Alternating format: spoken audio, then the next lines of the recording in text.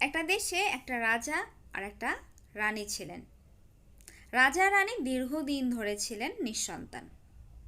বহু সাধনার পরে রানী এসে গর্ভবতী হন এবং একটা নির্দিষ্ট সময় পরে এসে রানী প্রসব বেদনা ওঠে। এ কথাটা পুরো রাজ্যে ছড়িয়ে যায় এবং রাজ্যের প্রজারা এসে রানীর কক্ষের বাহিরে অপেক্ষা করতে থাকে তাদের নতুন রাজকন্যা বা রাজপুত্রকে স্বাগতম জানানোর জন্য। যথাসময়ে রানী সন্তান প্রসব করেন।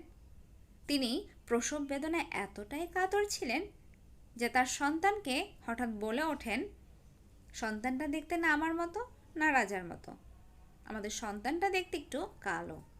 বাস, যেই কথা সেই কাজ। দাসী গিয়ে বাহিরে বললেন, আমাদের রানী বা মহারানী একটি সন্তান জন্ম দিয়েছে যা দেখতে কাকের মতো কালো।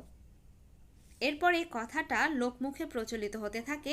হতে হতে কয়েকদিনের মাঝে পুরো রাজ্যে সারমর্ম এমন দাঁড়ায়, সেই রাজ্যের রানী বা মহারানী কাক সন্তান জন্ম দিয়েছে। কিন্তু কথাটা কেমন ছিল?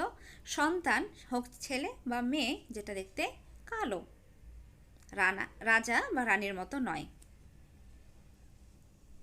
ঠিক তেমনি আপনার এবং আমার আশেপাশে এরকম অনেক মানুষজন আছে যারা আমাদের সামান্য একটা ভুলকে তাদের নিজের সুবিধার জন্য অনেক জায়গায় ছড়িয়ে বেড়ায়।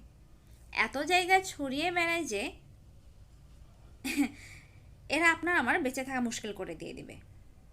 আপনি এসব সমালোচনা যদি মেনে নিতে পারেন বা এদের সঙ্গে তাল মিলিয়ে চলতে পারেন তাহলে আপনি বেঁচে যাবেন। আর নিতে না পারলে খালাস।